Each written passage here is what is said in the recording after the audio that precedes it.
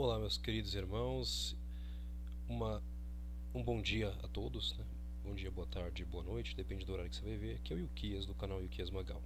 Quero pedir para você desde já se inscreva no nosso canal aqui, deixe aqui o seu curtir, né, o seu like, comente, porque nós estamos agora falando de um assunto muito importante.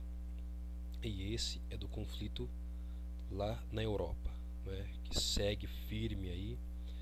E eu queria contar uma história para vocês e aí vocês vão entender essa matéria aqui. O tema da matéria é: o Irã supostamente deve enviar MBs para a Rússia para uso na Ucrânia. Eu não posso falar essas palavras porque elas, né, não passam no algoritmo do YouTube.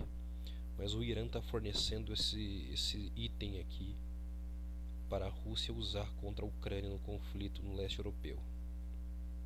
E olha só, o Irã está planejando enviar os MBs e drones para aumentar os suprimentos cada vez menores da Rússia em meio à invasão da Ucrânia, de acordo com uma reportagem da mídia americana no domingo, citando duas autoridades não identificadas de um país aliado dos Estados Unidos que foram informadas sobre o assunto. O Washington Post informou que o Irã está preparando sua primeira entrega de MBs de curto alcance à Rússia durante o conflito, que incluirá os MFAT-110 e Zolfghar, capazes de atingir alvos de 300 e 700 quilômetros de distância. O Irã também está se preparando para fornecer veículos aéreos não tripulados adicionais, incluindo dezenas de Moager 6S e os drones kamikazes, conhecidos como os Shahed 136. Bom, a matéria é extensa, eu vou deixar na descrição e vocês leiam ela na íntegra. Antes, na verdade, lá quando o regime do rapaz do bigodinho na Alemanha subiu ao poder em 1933, né? O que as pessoas não viram foi ele fortaleceu, ele investiu.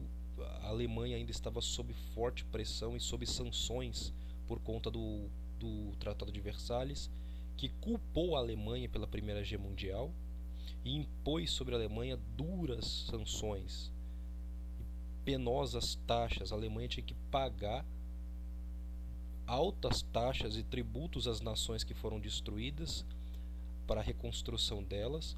A Alemanha ficou sob sanção e fiscalização internacional, proibida de ter um exército maior que 100 mil homens. A sua indústria bélica não podia mais desenvolver e criar, né, equipamentos nem tecnologia, porque estava proibida sob as sanções do Tratado de Versalhes.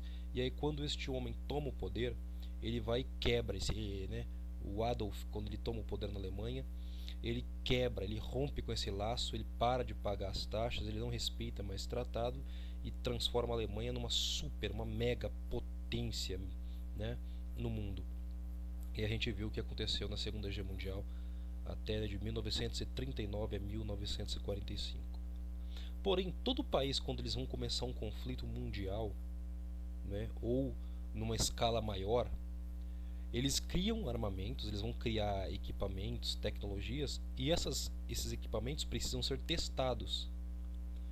E não é só testado você pegar um alvo no deserto, como eles costumam fazer os seus treinamentos, numa área deserta, e ficar lançando. Esses treinamentos não é o suficiente. Você precisa ver num campo de batalha se o seu equipamento é eficaz e quão útil e estratégico ele é. Naquele período houve o conflito, né? Tava tendo uma guerra civil, tá? Um conflito civil na Espanha. E foi lá, tá, para o regime espanhol que o Adolf Hitler ele emprestou, ele deu alguns armamentos alemães para a Espanha para eles usarem no conflito civil que houve na Espanha. E após ele ver e testar os equipamentos usando do exército espanhol, do conflito civil na Espanha, então ele viu, prontificou, testou seus armamentos, viu quão útil e estratégico são, e aí começou, né, ele então deu início ao conflito mundial, como nós vimos na Europa. E agora o Irã, né, depois de tantas sanções, eles estão sob fortíssimas sanções do Ocidente. O Irã agora vai fornecer os seus drones, já forneceu os seus drones kamikaze para a Rússia e agora vai também dar os seus MBs, né, para a Rússia utilizar ali. Então isso significa que se o Irã está emprestando, vai ser conhecido seus armamentos no mundo, né? E esse conflito na Ucrânia está se tornando um conflito por procuração. Várias nações envolvidas testando suas armas, testando suas estratégias no campo de batalha, tudo dentro da Ucrânia. Aliados de Rússia, Estados Unidos e OTAN, tá bom? E quem sofre com isso, é claro, é o povo da Ucrânia que está no meio desse fogo e infelizmente não podem fazer nada, né? Lamentável isso. Então é para vocês entenderem que o Irã está subindo de nível no mundo, tá bom? Inclusive sofrendo até foi mencionado na matéria Israel, porque a própria Ucrânia, né, fez uma chamada para Israel por conta disso, né? Porque já que o Irã está fornecendo armamento para a Rússia, aí o ministro, né, de Kiev disse o seguinte: não há mais dúvidas sobre onde Israel deve se posicionar neste conflito sangrento. Chegou a hora de a Ucrânia receber ajuda militar também, assim como os Estados Unidos e os países da OTAN fornecem.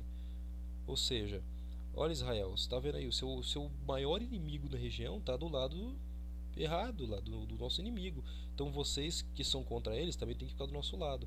Só que Israel não pode fazer isso porque Israel tem um laço, uma aliança com a Rússia em relação à Síria. E eles atacam as bases e as posições iranianas e seus aliados na Síria sem que a Rússia atrapalhe ou impeça. E se Israel se posicionar a favor da Ucrânia, possivelmente a Rússia vai intervir e não vai deixar mais Israel atacar as posições iranianas na Síria. E aí o Irã vai se aproximar das fronteiras de Israel.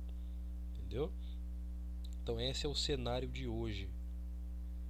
Irmãos, esses conflitos que estão se espalhando pelo mundo, tá? Aprenda que quando uma nação disponibiliza armas, ela empresta armas para um local, ela está vendendo, conseguindo recursos, e ela está testando o seu armamento em campo de batalha, porque ela está se preparando para usar num conflito que virá posteriormente, tá? Já não é mais se vai acontecer, o se não existe mais, a questão agora é quando. Nós estamos à beira de uma grande crise econômica, que o mercado está falindo, está quebrando.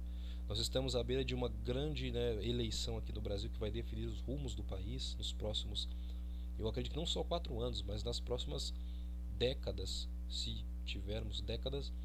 E nós estamos tratando agora de um conflito na Ucrânia que está subindo de nível, onde uma nação que é a maior inimiga de Israel e dos Estados Unidos no mundo está entrando e pondo seu armamento para treino, para teste, para funcionamento pleno. Nós estamos à beira, sim, da terceira G mundial.